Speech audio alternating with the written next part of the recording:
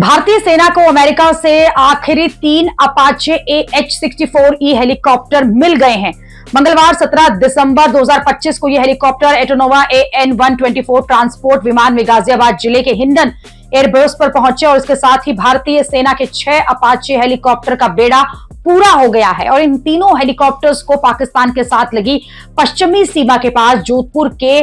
451 army aviation squadron में तैनात किया जाएगा। सेना ने बताया है कि असेंबली, संयुक्त निरीक्षण और अन्य औपचारिकताओं के बाद आने वाले दिनों में इन हेलीकॉप्टर्स को जोधपुर में तैनात किया जाएगा। राजस्थान में स्क्वाड्रन होने की वजह से इनका रंग जो है वो रेत यानी कि मिट्टी के जैसा रखा गया है, जिससे कि रेगिस्तानी इलाकों में छुपने में मदद मिलती है।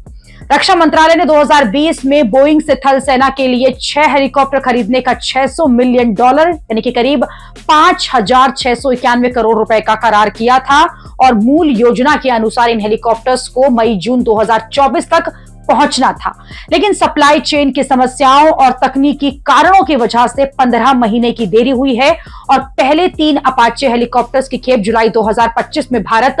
पहुंची थी और आखिरी 3 हेलीकॉप्टर्स को नवंबर में भेजा जाना था, लेकिन तुर्की द्वारा ओवरफ्लाइट्स की अनुमति नहीं मिलने के कारण विमान को वापस अमेरिका लौटना पड़ा था। अमेरिका के दूतावास ने सोशल मीडिया पर पोस्ट करते हुए इसकी जानकारी दी है और बताया कि अपाचे हेलीकॉप्टर्स की डिलीवरी अमेरिका के राष्ट्रपति और भारतीय प्रधानमंत्री के घोषणा के बाद ही की गई है। साथ ही दूतावास ने कहा है कि अमेरिका और भारत के बीच रक्षा के क्षेत्र में बड़ी साझेदारी है।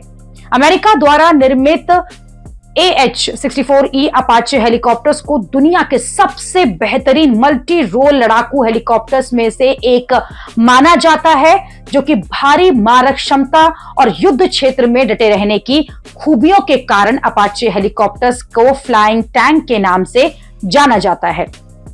ये हेलीकॉप्टर्स अमेरिकी सेना की भी रीढ़ मानी जाती हैं और अमेरिका ने कई देशों में अपने ऑपरेशंस के दौरान इसे ही इस्तेमाल भी किया है। अपाचे हेलीकॉप्टर हेलफायर मिसाइलों, 70 मिलीमीटर रॉकेट और 30 मिलीमीटर चेन के गन से लेस होता है और यह हेलीकॉप्टर दुश्मनों के ठिकानों, बंकरों और एयर डिफेंस सिस्टम को भी निशाना बनाने में सक्षम है। अपाचे हेलीकॉप्टर्स में टॉप क्लास के सेंसर्स लगे हैं। यह हेलीकॉप्टर्स रात में लड़ने की क्षमता रखता है और खतरे वाले इलाकों में, पहाड़ी इलाकों में काफी प्रभावी भी है।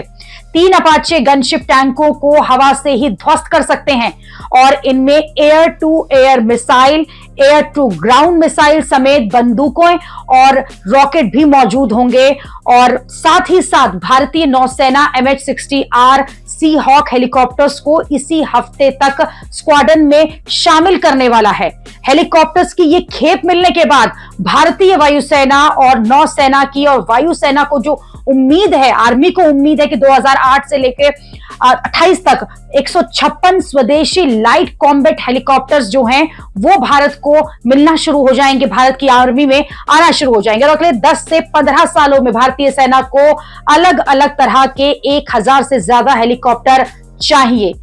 इन्हीं चीता और चेतक हेलीकॉप्टरों की जगह कमीशन किया जाएगा और इनमें से 484 हल्के हेलीकॉप्टर्स होंगे जिनका वजन जो है वो 3.5 टन तक होगा। वहीं 10 से 15 टन वाले 419 हेलीकॉप्टर भी शामिल होंगे जो कि कई तरह के काम करने में माहिर होंगे।